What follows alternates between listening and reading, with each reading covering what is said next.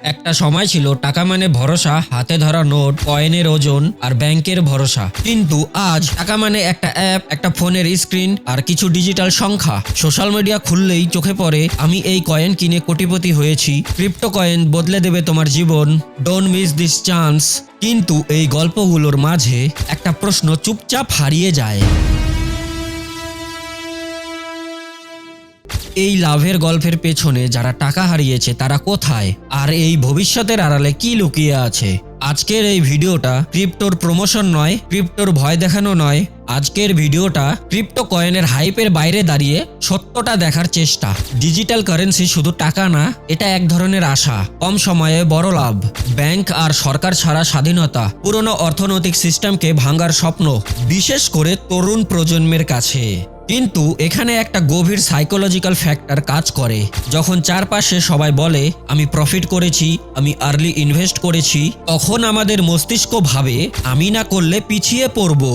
এই ফেয়ার আমাদের national thinking ধীরে ধীরে বন্ধ করে দেয়। আমরা প্রশ্ন করা ছেড়ে দিই, রিসার্চ বাদ দিই আর আবেগ দিয়ে সিদ্ধান্ত নিই। এটাই হলো ক্রিপ্টোর প্রথম ট্র্যাপ।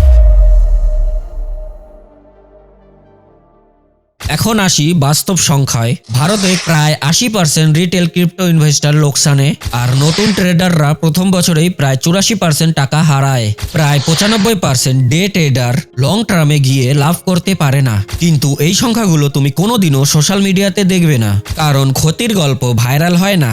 এখানে ডার্ক রিয়ালিটিটা খুব সিম্পল। ক্রিপ্টোতে প্রবলেম কয়েন না, প্রবলেম হলো না বুঝে ঢোকা। ক্রিপ্টো মার্কেটের সবচেয়ে ডেঞ্জারাস দিকটা হলো এক্সট্রিম ভলিটিলিটি। আজ আকাশে কাল মাটিতে, মানে কয়েন আজ 60% উপরে তো কাল 70% নিচে। ব্যাংকে টাকা রাখলে নিয়ম আছে, নিরাপত্তা আছে, ভুল হলে অভিযোগের জায়গা আছে। ক্রিপ্টোতে কোনো সেফটি নেট নেই, কোনো ইন্স্যুরেন্স নেই, ভুল হলে দায় পুরোপুরি তোমার। এটা স্টক মার্কেট না, এটা ফিক্সড ডিপোজিট না, এটা হাই রিস্ক ফাইন্যান্সিয়াল এক্সপেরিমেন্ট। সবাই এই রিস্ক নিতে মেন্টালি প্রস্তুত না, কিন্তু হাইপ সেটা কোনোদিনও বলে না। ভারতে ক্রিপ্টো মানেই এখন আর শুধু ইনভেস্টমেন্ট না, এটা একটা স্ক্যামের ইকোসিস্টেম হয়ে উঠেছে। হাজার হাজার কোটি টাকার Ponzi scheme, fake exchange, insurance driven pump and dump, Telegram WhatsApp গ্রুপের সিক্রেট টিপস, আর সবচেয়ে ভয়ঙ্কর দিক, একবার টাকা গেলে ফেরার রাস্তা নেই। ব্যাংকে ফ্রড হলে কমপ্লেন, ইনভেস্টিগেশন, কখনো কখনো টাকা রিকভারিও হয়। আর ক্রিপ্টোতে প্রাইভেট কি হারালে শেষ, হ্যাক হলে শেষ, ভুল অ্যাড্রেসে পাঠালে শেষ। এখানে ভুল মানে চিরস্থায়ী ক্ষতি।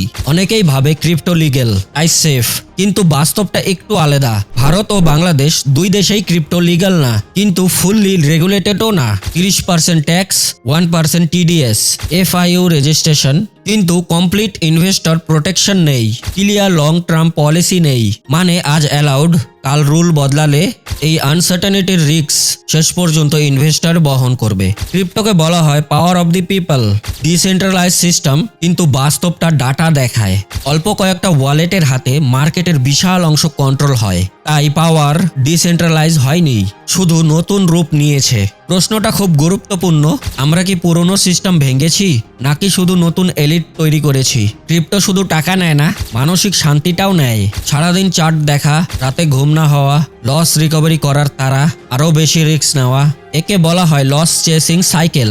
এখানে মানুষ শুধু টাকা হারায় না, হারায় self confidence, peace of mind, আর সম্পর্কও হারায়। ক্রিপ্টোর এই দিকটা কেউ কোনোদিনও ওপেনলি বলে না। তাহলে ক্রিপ্টো কি একেবারেই খারাপ? না, এই কথাটা খুব পরিষ্কারভাবে বোঝা দরকার। টেকনোলজি নিজে খারাপ না, ব্লক চেইনের ভবিষ্যৎ সম্ভাবনা আছে, কিন্তু ক্রিপ্টো কোনো শর্টকাট না, ক্রিপ্টো কোনো লটারি না, ক্রিপ্টো সবার জন্য না।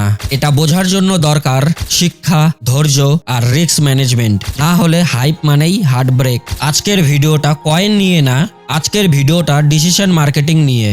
আমরা কি জানার আগে বিশ্বাস করছি, নাকি বিশ্বাস করার পর জানতে চাইছি? মনে রেখো, ডিজিটাল কারেন্সি বিপজ্জনক নয়, বিপজ্জনক হলো অন্ধবিশ্বাস আর লোভ। তোমার মতামত কি? ক্রিপ্টো কি ভবিষ্যৎ, নাকি একটা ঝুঁকিপূর্ণ পরীক্ষা? কমেন্ট করো। কারণ ইনফরমেশন ইজ পাওয়ারফুল। আরও এমন ডার্ক রিয়ালিটি জানতে চাইলে সাবস্ক্রাইব করো ইনসাইড বাংলাকে।